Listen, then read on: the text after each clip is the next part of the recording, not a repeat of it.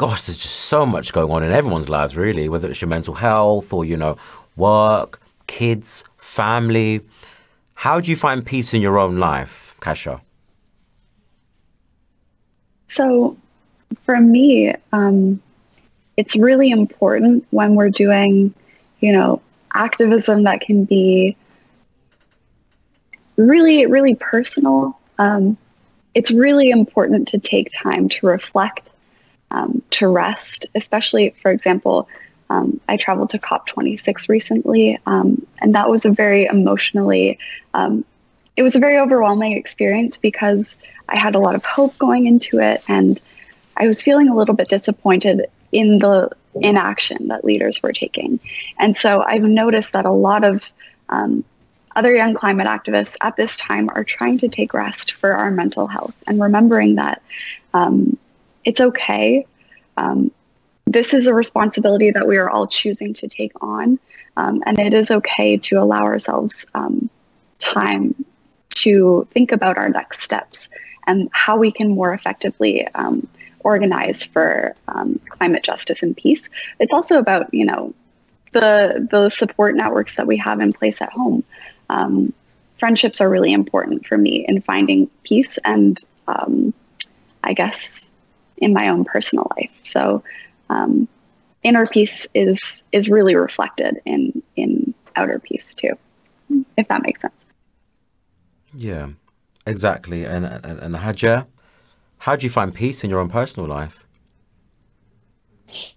I've struggled to answer this question for so many years. And the conclusion I reached is that really by knowing deep inside that I'm doing the right thing. I don't have a magic stick where I can, change the world in a day or another, make things better. But I do know that I'm doing the right thing because I'm trying with every single opportunity I have, and I think that really gives me peace, because when you really get invested in making life better for yourself, but also for others, and correcting things that you see are so clear, so wrong, you sort of think that, so why aren't we seeing results? You want to see results right now, right? But actually knowing and acknowledging out loud that, I'm doing the right thing, I'm trying, and that gives me inner peace too, that I actually even need to continue, Yeah, well, what about taking a break? What about saying to yourself, I do work hard to try and change the world and, better society. What about just turning your phone off and just taking a break from things for a while? Hajar? That is definitely needed, because there is a common thing that it's happening all over the world is really the burnout that activists face, because they just feel like we cannot stop. We need to continue. If we stop, something horrible is going to happen, or if we stop, we will not be able to reach the progress we want to reach. And many activists reach this breaking point where they really go through a horrible burnout that affects their mental health, but it really also affects them as individuals. Some lose hope and decide, I'm not going to try to do this anymore.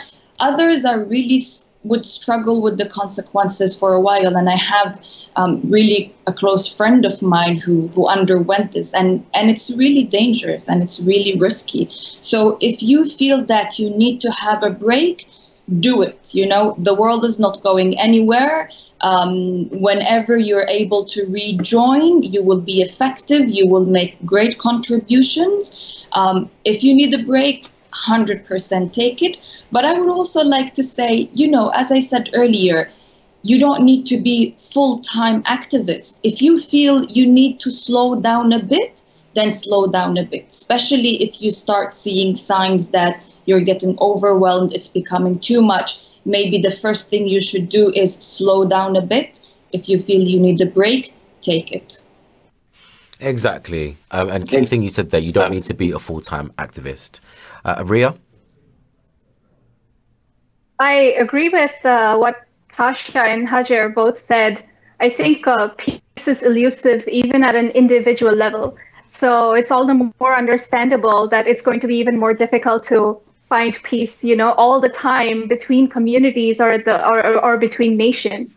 So I think it's important to recognize that while we are trying our best, whether as activists or whether as practitioners in the field, we also have our own limitations. We are only human, and the only way we will achieve peace is collectively. So, as Hajer said, if we take a break, we have to find peace, knowing that there is someone else who will step in on our behalf in the meantime. There are other people working for this movement as well. Personally, I think meditation, exercising, or self-care are all essential to maintain our inner state of peace. But what I find most important is self-reflection, reflecting on our thoughts and our actions and the work that we choose to do, the work that we choose to invest our time in on a daily basis.